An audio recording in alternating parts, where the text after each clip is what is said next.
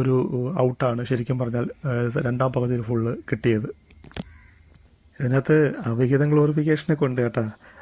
മറ്റൊരു പെണ്ണുമായിട്ട് അവിഹിതമൊക്കെ നടത്തി ഭാര്യ പൊക്കിയപ്പോഴേ രംഗനായകർ ശക്തിവേലണ്ണനെ നമ്മുടെ ഭാര്യയോട് പറയുക, അത് ഇതൊരു അസുഖമാണ്, ഒരു വ്യാധിയാണ്, അങ്ങനെ കരുതിയാൽ മതി, നമ്മുടെ ഷുഗറും ബി.പിയും പോലൊക്കെ ഒരു അസുഖം. ഇത് കേട്ടതും അത്രയും നേരം കരുതുള്ളി ദേഷിച്ച് നിന്ന ഭാര്യ തൻ്റെ മനസ്സലിഞ്ഞ് വിഷമിച്ച് അണ്ണനെ കെട്ടിപ്പിടിക്കുകയാണ്. ആഹാ, എൻജാതി ഗ്ലോറിഫിക്കേഷനാണെന്നറിയാം അവിഹിതത്തിൻ്റെ.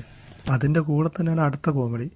അച്ഛനെയും മോനെയും പോലെ സ്നേഹിച്ച് ജീവിച്ച് നടന്നിട്ട് അച്ഛൻ അവിഹിതം നടത്തിയ പെണ്ണിനെ തന്നെ മോനും അങ്ങ് നോക്കി, എന്നിട്ടോ കൂടെ താമസിക്കുകയും ചെയ്ത്. അമ്മാതിരി ഐറ്റംസൊക്കെ ഈ സിനിമയിലുണ്ട് കേട്ടോ.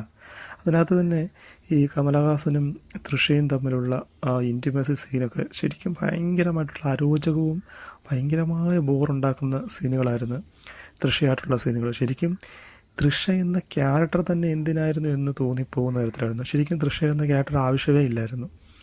അച്ഛനും മോനും മറ്റ് പരിപാടികൾ നടത്താൻ വേണ്ടിയുള്ള ഒരു ഒരു ഒരു പെണ്ണ് എന്ന രീതിയിൽ മാത്രമാണ് തൃഷയെ നോക്കിയത്. പക്ഷേ അത് തന്നെ വളരെ ബോറായിട്ടുള്ളൊരു ക്യാരക്ടറായിരുന്നു തൃഷയുടെ ക്യാരക്ടർ. ഒരു ഡെപ്തും ഇല്ലാത്ത.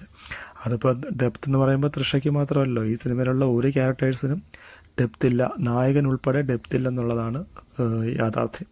പിന്നെ നമ്മുടെ ഇതിനകത്ത് നായകൻ രംഗനായകർ വളരെ അമാനുഷ്യനായിട്ടുള്ളൊരു കഥാപാത്രമാണ് കേട്ടോ. എത്ര കുത്ത് കിട്ടിയാലും എത്ര വെടി കൊണ്ടാലും പിന്നെ എത്ര വലിയ കോൺക്രീറ്റ് സ്ലാബ് വന്ന് ദേഹത്ത് വന്ന് വീണെന്ന് പറഞ്ഞാലും പുള്ളി ചാവത്തില്ല. പുള്ളി പിന്നെ ആദ്യം തൊട്ടേ പറയുന്നുണ്ട് പുള്ളി കാലൻ്റെ ഫ്രണ്ടാണെന്ന്. അപ്പോൾ കാലൻ്റെ ഫ്രണ്ടായതുകൊണ്ടായിരിക്കാം പുള്ളിയെ പിന്നെ കൊല്ലാൻ പറ്റാത്തതും പുള്ളി ചാവാത്തതും ഒക്കെ. എന്തായാലും ഒരു വലിയ ഫ്രഷ് വേറൊരു ഐറ്റം ഉണ്ട് കേട്ടോ. വലിയൊരു കൊക്കയുടെ മണ്ടയിൽ വന്ന് പുള്ളി വീഴും, താഴെ വന്ന് വീഴും. വലിയ ഒരു മഞ്ഞുമലയിലാണ്, മഞ്ഞുമലയിൽ നിന്ന് ഏറ്റവും വലിയ അടിയിലോട്ട് താഴെ വീഴും.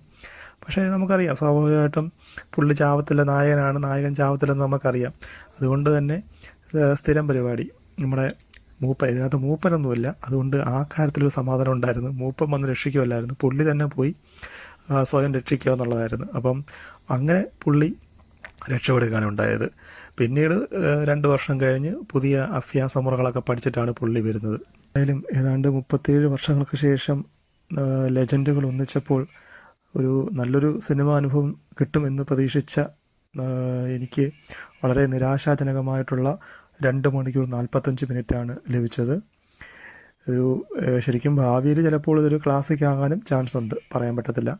എന്തായാലും എൻ്റെ ഫൈനൽ വെർഡിക്റ്റ് എന്ന് പറയുന്നത് വളരെ നിരാശാജനകമായിട്ടുള്ള ഒരു സിനിമ അനുഭവമാണ് തഗ് ലൈഫ് തന്നത്.